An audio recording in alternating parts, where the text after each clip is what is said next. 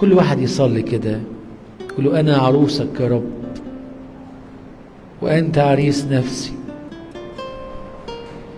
ماذا رأيت في من جمال أو من جلال حتى تقترب مني يا ذو الجلال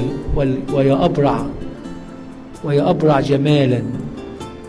ماذا رأيت في؟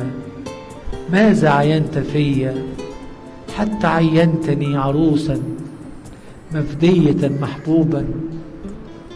ماذا أبصرت في من صفات من فضائل حتى كسوتني بثياب برك؟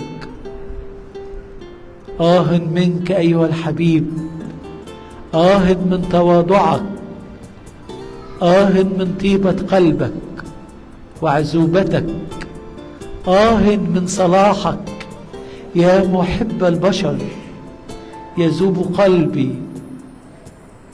يذوب قلبي حينما أقول يا محب البشر، يا محب البشر، يا محب البشر الصالح.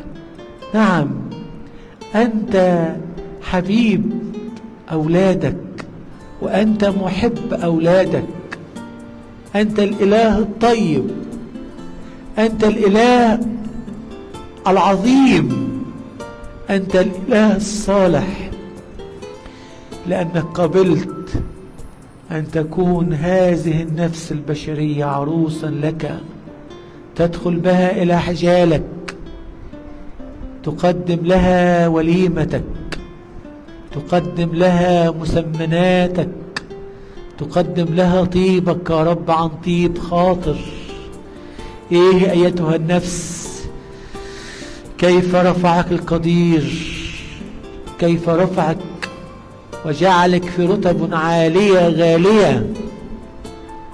يا ربي لا أملك سوى السجود لعظمتك، لا أملك سوى الانحناء عند موطئ قدميك، لا أملك سوى التسبيح والحمد، لأنك ترى في عروسا لائقة بك.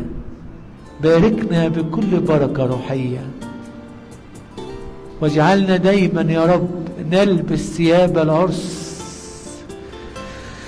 ويكون لنا نصيبا في هذا العرس السماوي، حينما تكلل قديسيك بالكرامات وتقول لهم تعالوا إلي يا مباركي أبي، رثوا الملك المعد لكم منذ تأسيس العالم.